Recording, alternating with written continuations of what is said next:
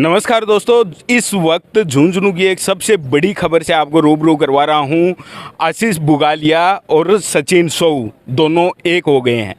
एक का मतलब आप समझ रहे होंगे, दोनों के शरीर अलग अलग हैं लेकिन मन मिल गए हैं। बड़ी राजनीतिक पार्टियों की बात कर लें, राजस्थान में कांग्रेस सत्ता में है, केंद्र में मोदी सरकार, बीजेपी सत्ता में है।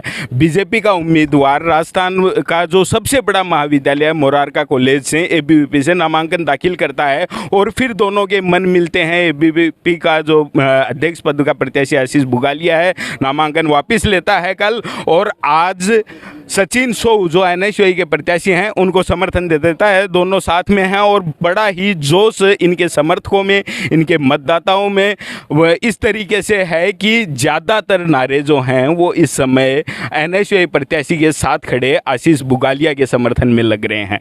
स्थितियां कैसे बनी कि आपको नामांकन वापस लेना पड़ा, और दूसरा सवाल ये कि अब नामांकन के बाद में फील कैसा, समर्थन के बाद में फील कैसा कर रहे हो? देखो, नामांकन तो मुझे वापस लेना पड़ा क्योंकि संगठन मेरे साथ नहीं खड़ा रहा। संगठन ने मुझे टिकट देकर एहसान करके मुझे धक्का देके छोड़ दिया और बोल दिया कि तू जाने तेरा काम जाने, हमें तुझसे कोई मतलब नहीं है, ना हमारे कार्यालय में आएगा ना कहीं और आएगा। तो मुझे इस संगठन को छोड़ना पड़ा। जब बात करें, आप सुन पा रहे होंगे आशीष बुगालिया की ज़बानी, जिन्होंने एबीवीपी से नामांकन दाखिल किया था, और उनका कहना यह है कि बीजेपी का जो अग्रिम संगठन एबीवीपी है उन्होंने अपने प्रत्याशी को अपने हाल पे छोड़ दिया। फिर तो संगठन को टिकट देने की ज़रूरत कहाँ थी? फिर आपका मन ये क्यों हुआ कि हम एनएसयूआई के प्रत्याशी को ही समर्थन करें? नहीं, एनएसयूआई की विचारधारा से प्रभावित होकर मैं एनएसयूआई को समर्थन करने आया हूँ, अपने खुद मर्जी से, किसी के दबाव से नहीं आया हूँ। एनएसयूआई और कांग्रेस की अगर बात करें, उनके अग्रिम संगठन छात्रों से, युवाओं से जुड़े हुए, चाहे यूथ कांग्रेस हो चाहे एनएसयूआई हो, पूरे पदाधिकारी हों, उनके समर्थक हों, सभी लोग पूरे जोर शोर से लगे हुए हैं। एनएसयूआई के जिलाध्यक्ष हमारे साथ ही हैं। क्या चुनाव निकाल पाएंगे? मोरारका कॉलेज की जो सत्ता है उस पर काबिज हो पाएगी एनएसयूआई? देखो, शुरू से ही हमारे संगठन से विचारधारा से प्रभावित होकर हमारे साथ झुंझुनू जिले की जो युवा शक्ति है वो जुड़ रही है। और कल हमारे जो एबीवीपी से जिन्होंने पर्चा दाखिल किया था आशीष बुगालिया, वो हमारे साथ जुड़े हैं।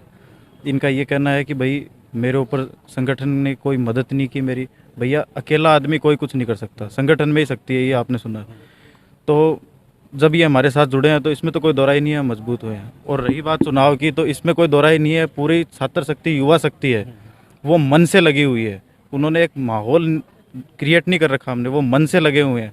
मन से सारे कार्यकर्ता एक दूसरे को, हमारी विचारधारा, हम मन से जुड़ने का प्रयास कर रहे हैं, ना कि 26 तारीख तक जो चुनाव है उनमें झूठी अफवाह फैलाकर ओछी राजनीति कर रहे हैं। ऐसा कुछ नहीं है, हम मजबूत हैं और चुनाव जीतेंगे। बहुत से बात करें कि इस बार का जो चुनाव है वो रोचक इसलिए दिखाई दे रहा है, हालांकि एनएसयूआई में बगावत भी हुई है, बाकी भी चुनाव यहाँ से अध्यक्ष पद के लिए भी लड़ रहे हैं, खुद का पूरा पैनल है।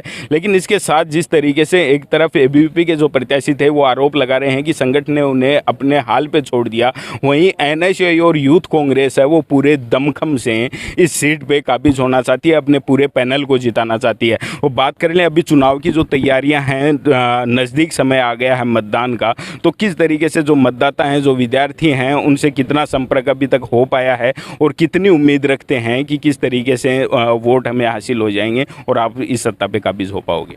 हम तो हमारी तरह से पूरी कोशिश कर रहे हैं, वो तो बच्चों के हित में है, क्योंकि एनएसयूआई हमेशा बच्चों के हित के लिए काम करती आई है और आगे भी करती रहेगी, क्योंकि हमने एनएसयूआई को मां मान के सेवा की है और आगे भी करते रहेंगे। क्योंकि बच्चों का काम रहता है कि कॉलेज के अंदर आए, अच्छी शिक्षा पाएँ। हमारे ये नहीं है हम झूठे दिलासे देते हैं, हम बच्चों के लिए काम करते हैं और आगे भी करते रहेंगे, हमारा ये कहना है। अभी मोरारका कॉलेज से एसएफआई, एनएसयूआई और निर्दलीय प्रत्याशी जो एनएसयूआई से बागी हैं चुनावी मैदान में हैं, अध्यक्ष पद के लिए खासा उत्साह लोगों में देखने के लिए मिल रहा है। उसके साथ ही जो एनएसयूआई संगठन है वो पूरे पैनल के लिए वोटों की अपील करता हुआ नजर आ रहा है। इनके साथ चाहे यूथ कांग्रेस हो, यहाँ के जनप्रतिनिधि हों, वो भी पूरे तरीके से अपने संगठन और अपने प्रत्याशी के लिए मेहनत करते हुए नजर आ रहे हैं। अब देखना ये होगा, हालांकि इस पूरे प्रचार के दौरान कई आरोप प्रत्यारोप भी देखने के लिए मिले। जो दूसरे प्रत्याशी हैं उन्होंने एक दूसरे पे कई आरोप लगाए हैं।